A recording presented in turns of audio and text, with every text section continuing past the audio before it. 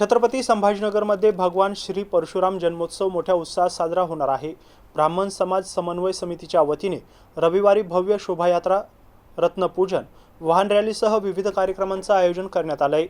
शहरातील सुमारे 35 संघटनांचा सहभाग असून कार्यक्रमाची जय्यत तयारी सुरू आहे, अशी माहिती आयोजकांकडून देण्यात आली आहे।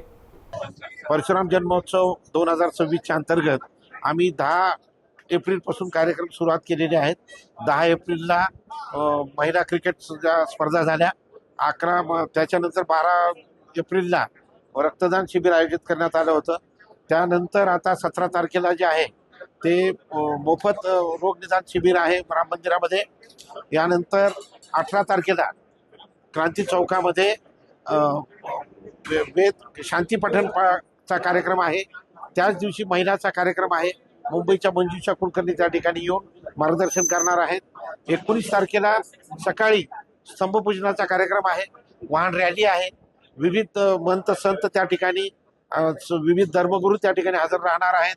यानंतर त्याच दिवशी सकाळी 10 वाजता रक्तदानाचा कार्यक्रम आहे। राम मंदिरामध्ये परशुरामाचं पूजन आणि महाआरती आहे। दुपारी 12 वाजता सप्तबंदी मंगल कार्यालयामध्ये परशुरामाची महाआरती आहे। यानंतर संध्याकाळी 5 वाजता राम मंदिर या ठिकाणी परशुरामाचं पूजन, जन्मोत्सवाचा कार्यक्रम होणार आहे मोठ्या प्रमाणात।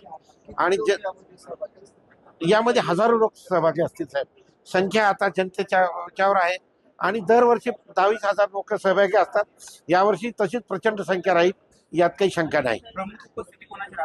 प्रमुख उपस्थिती राहणारे कॅप्टन आशिष दामले यांची स्तंभपूजनाच्या वेळेस, आणि माई महाराज आणि योगिनी महाराज वेरूळच्या हे प्रमुख उपस्थितीत आहेत।